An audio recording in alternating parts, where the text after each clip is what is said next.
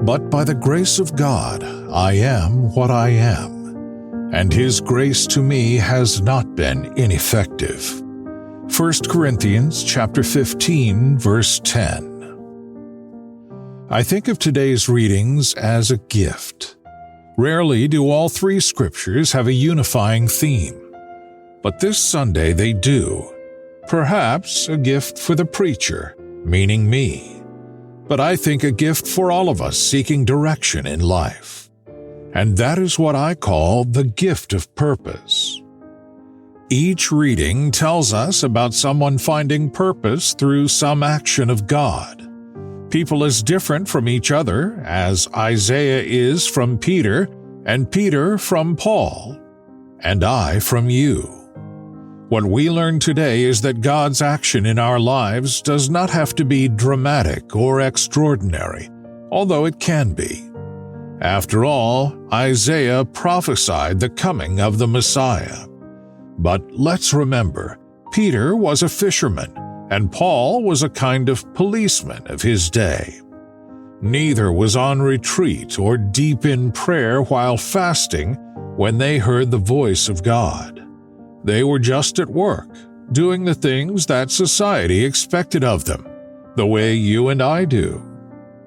Today's readings remind us that the gift of purpose in our lives is not only unpredictable, but it's also unmerited. Nothing indicates that Isaiah, Peter, or Paul are called because of their character, skill set, or potential as missioners. They are called just because God had a plan, and only these individuals could fulfill it. Something else about the gift of purpose that we learn today. Peter was called to become the fisher of men and women, and Paul was called to evangelize Jews and Gentiles alike, which tells me that God's gift of purpose directs us away from ourselves in radical service to others. It enables us to find the extraordinary in the ordinary and life lessons in everyday events. One gift of purpose I will never forget came to me from a man I knew in Kenya who was dying of cancer. Cheerful was not a word I took seriously before I met him, but I changed my attitude when he told me that despite his illness, he had set a goal for himself to be cheerful. He used the word often during our visits. That's when God's message came to me loud and clear.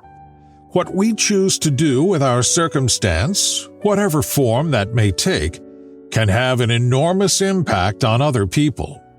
I was not only humbled by his example, but I realized how much work was left for me to do before I could match his gift-giving. Friend, no need to abandon the normal routine of daily life to fulfill your calling. I'm just inviting you to find the extraordinary in the ordinary, to find the wings of an angel hiding somewhere in a corner, and even to be an example of the gift of purpose that God intended for you. Why not go searching and surprise yourself? Prayer for First Sunday.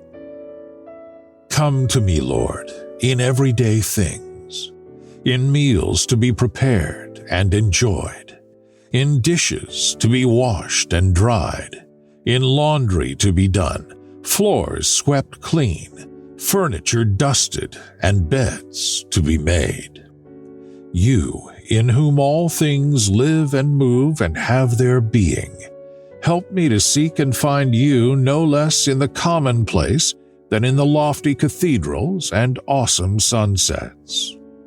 You, who sanctified all of our lives by your becoming human through Mary, bless the minutes and hours of each day, that I might know your wisdom and will, guiding me ever gently by your grace. Fill my life with purpose and meaning, that not a single moment is ever wasted, but each thought, word, and action by me this day might redound to your eternal glory. Amen. Prayer by Maryknoll Missioner Father Joe Veneroso. We hope today's reflection has special meaning for you. and welcome you to listen in again next Sunday to our journey of faith.